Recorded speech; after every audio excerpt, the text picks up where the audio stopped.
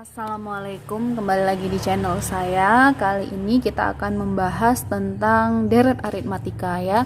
Nah, untuk deret aritmatika ini saya bagi di beberapa video.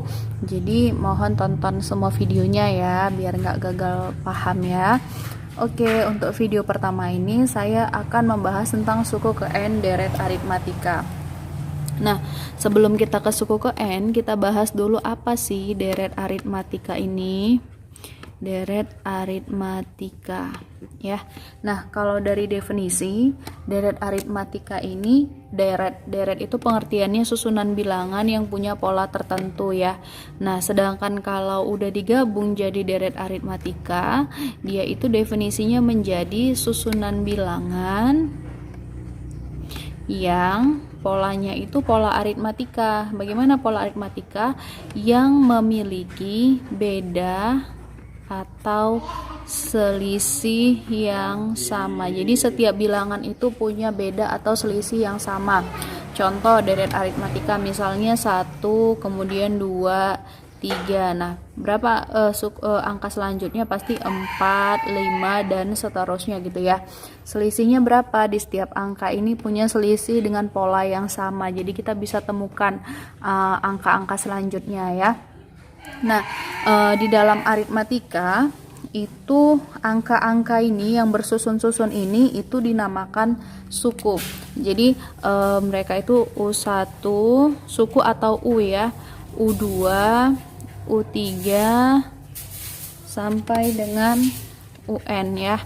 Nah, U1 itu artinya suku pertama, U2 berarti suku kedua, U3 suku ketiga, sampai UN suku terakhir atau suku ke N gitu ya. Nah, itulah dia maksud dari suku. Nah, kalau rumus dasarnya, rumus dasar deret suku ke N dalam deret aritmatika ini, UN adalah A tambah N dikurang 1 dikali B. Oke, kita perkenalkan siapa mereka ini satu persatu ya. Ini tadi rumus suku ke N, A tambah N kurang 1 dikali B ya. Nah, UN itu tadi udah kita bahas ya, artinya suku ke N. Suku ke N karena U itu suku, jadi UN suku ke N. Kalau U1 berarti suku ke 1 gitu ya. Sedangkan A ini adalah U1 atau definisinya itu dia suku yang pertama. Suku yang pertama atau angka yang paling kiri atau angka yang pertama terlihat gitulah ya. Bahasa enaknya U1 atau suku pertama. Sedangkan N itu bisa jadi indeks apa yang mau ditanya atau banyak suku. Itu maksudnya N ya. Banyak suku. Dia bisa menjadi indeks untuk si U ya. Indeksnya U atau banyak sukunya itu maksudnya. Sedangkan B inilah beda atau selisih yang menjadi ciri khas dari deret aritmatika. Kenapa begitu? Karena B ini adalah cara mencarinya U2 kurang U1, boleh juga U3 kurang U2, boleh juga U4 kurang U3, atau UN dikurang UN-1. Maksudnya apa? Nah, tadi kan deret aritmatika itu dia susunan bilangan yang beda atau selisihnya sama gitu ya. Nah, ciri khasnya itu si beda selisihnya ini selalu sama. Jadi cara mencarinya tapi aturannya khusus, harus angka yang sebelah kanan dikurang angka yang sebelah kiri. Jadi ini U1, U2, U3, U4, U5. Jadi cara mencari beda itu angka yang di kanan dikurang dengan angka yang tepat ada di kirinya. Itu cara simpelnya ya. Jadi kalau kita mau ambil U2 kurang U1 boleh, U3 kurang U2 boleh, U4 kurang U3 juga boleh. Intinya dia UN dikurang UN-1. Artinya suku kanan kurang dengan angka yang ada di kirinya. Gitu maksudnya ya cara simpelnya. Kenapa boleh? Karena semuanya pasti hasilnya sama. Itu dia. 2 kurang 1, 1. 3 kurang 2, 1. 4 kurang 3, 1. 5 kurang 4 juga 1. Itu dia ya, untuk mencari si beda. Jadi gimana kalau kita ketemu dia tidak sama? Berarti dia bukan deret aritmatika. Itu dia. Oke, biar makin mantap kita ke soal ya. Kita ke soal. Ini dia ada 4 soal yang saya siapin. Kita bahas satu persatu. Jangan sampai berhenti nonton ya, ditonton sampai habis. Kita bahas untuk yang pertama. Ini ada susunan bilangan 2, 4, 6, dan 8. Tentukan suku ke-10. Nah, tips dari saya untuk mengerjakan soal deret ini, kan kita ini semua kan ditanya U ya. Suku ke-10, suku itu U. Berarti kalau suku ke-10 yang ditanya itu berarti U10. U10 itu yang ditanya ya. Nah, sedangkan rumus UN tadi udah kita bahas, UN adalah A tambah N kurang 1 dikali B. Jadi tips dari saya mengerjakan soal deret ini lebih mudah kita ngerjain kayak soal fisika ya. Ada diketahui, ditanya, dijawab. Tapi nggak perlu seribet sepanjang itu. Kita definisikan aja dulu apa yang kita butuhkan untuk menyelesaikan soal ini. Apa yang dibutuhkan di rumus gitu ya. Rumus perlu A dan B. Kenapa N enggak? N itu udah pasti kita tahu ya, 10 dia karena U10. Ya, kita jabarkan dulu berapa A-nya. A itu tadi suku pertama atau U1 atau angka yang pertama dapat. Berarti 2 ya. A-nya 2, kemudian B itu selisih, pilih aja angka yang mana boleh. 4 kurang 2, 6 kurang 4. Cuma daripada kita buat ribet, kita pilih aja angka yang kecil ya. Kita pilih angka yang kecil aja. Kita pilih angka yang kecil aja, kita ambil aja 4 dikurang 2 sama dengan 2. Dah, tinggal kita masukkan ke dalam rumus. U10 berarti sama dengan A-nya 2 tambah N-nya berarti ini ya tadi 10. 10 dikurang 1 dikali B, B-nya 2. Berarti 2 tambah 10 kurang 1, 9 dikali 2. Sama dengan 2 ditambah 18 sama dengan 20. Oke, selesai. Nah, di sini yang mungkin dulu SD-nya kurang kuat ya basis perhitungannya, itu ingat ya di sini ada operasi tambah, ada operasi kali. Kita utamakan yang dominan dulu operasi kali ya, baru operasi tambah. Oke. Gampang ya.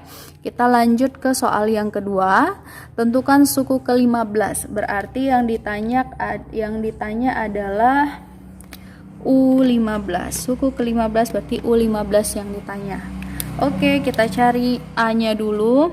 A U1 di sini ya, 45. Kemudian B kita ambil angka yang kecil aja yuk, ini ya, yang kecil ya, kecil. 30 dikurang 35. Ingat harus konsisten ya, kanan kurang kiri. Walaupun ini lebih kecil angka yang kiri kanannya dibandingkan kiri. Tapi kita harus konsisten, B itu suku yang kanan dikurang suku yang kirinya gitu ya. 30 dikurang 35 berarti B-nya minus 5.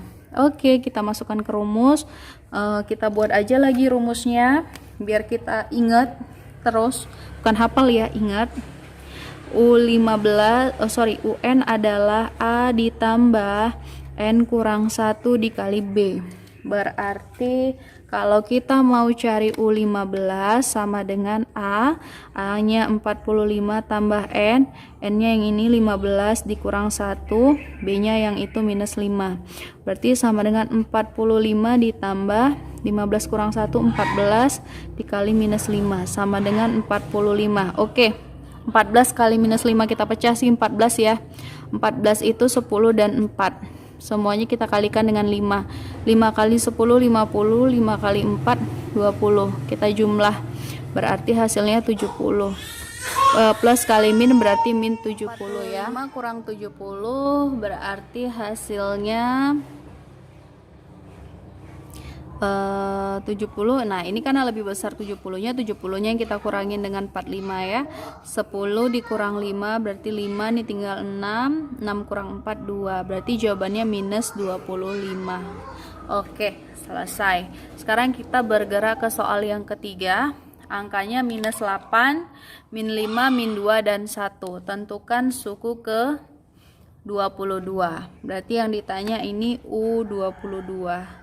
Oke, kita buat lagi rumus UN adalah A tambah N kurang 1 kali B.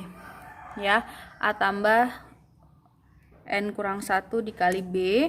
Nah, kita jabarkan dulu. A-nya di sini yang paling kiri minus 8. B-nya kita ambil aja angka yang paling mudah ya. 1 dikurang minus 2 nih. Min ketemu min jadinya plus ya. 1 plus 2 sama dengan 3. Nah, kita substitusi ke rumus U22 adalah A-nya di sini tadi minus 8 tambah N-nya 22 kurang 1, B-nya 3. Minus 8 tambah 22 kurang 1, 21 dikali 3 sama dengan minus 8 tambah 21 kita pecah, 20 kali 3 60, 1 kali 3 3, berarti 60 tambah 3 63. Utangnya 8 minus 8 tambah 63, utangnya 8 dibayar 53, berarti masih ada kembalian ya. Utangnya 8 dibayar 63, berarti masih ada kembalian. Kembaliannya berarti positif ya, 55 ya. Oke, selesai. Nah, sekarang kita bergerak ke soal yang keempat. Yang keempat nih pecahan. Biasanya nih kasus-kasus anak SMA atau SMP juga ya, ini paling anti sama minus-minusan atau pecahan-pecahan. Kita cek soal yang kelima ya. Yang kelima ini yang ditanya U31, suku ke-31. A-nya yang paling kiri berarti itu setengah. B-nya kita ambil angka yang kecil ya, 3/2 kurang 1/2. Udah sama penyebutnya, sama-sama 2, tinggal angka pembilang yang di atas kita kurangkan. 3 kurang 1, 2/2 sama dengan 1. Nah lo jadi bulat kan? Siapa bilang susah? Nah, sekarang kita cari UN-nya. Tadi A tambah N kurang 1 dikali B. Ya, sekarang kita substitusi. Yang mau dicari U31. U31 sama dengan A setengah ditambah N. N-nya 31 dikurang 1, B-nya 1. Sama dengan setengah ditambah 31 kurang 1 berarti 30 dikali 1. Sama dengan setengah tambah 30. Samain penyebut ya. Nah, samain penyebut berarti 2 dikali 30, 60/2 gitu ya caranya kalau dia mau jadiin ke pecahan ya. Kalau bulat mau jadiin ke pecahan gitu dia, simple aja. Tinggal 1 tambah 60, 61/2. Kita cek bisa nggak disederhanain. 61 ganjil dibagi 2 genap, nggak mungkin ada hasil ya. Jadi ini udah selesai, kecuali di soal atau pilihan ganda, misalnya option dia meminta dalam pecahan campuran, ini baru bisa kita buat ke pecahan campuran ya. Kalau kita buat ke pecahan campuran jadinya 60 dibagi 61 itu angka terdekatnya yang bisa dibagi 2 berarti 60 ya. 60 dibagi 2 30, sisanya 1 kemudian per 2. Ini dia. Tapi kalau misalnya nggak ada dipinta, saya rasa ini udah selesai ya. Oke, terima kasih sudah menonton videonya sampai habis. Jangan lupa untuk subscribe dan share ya. Semoga bermanfaat.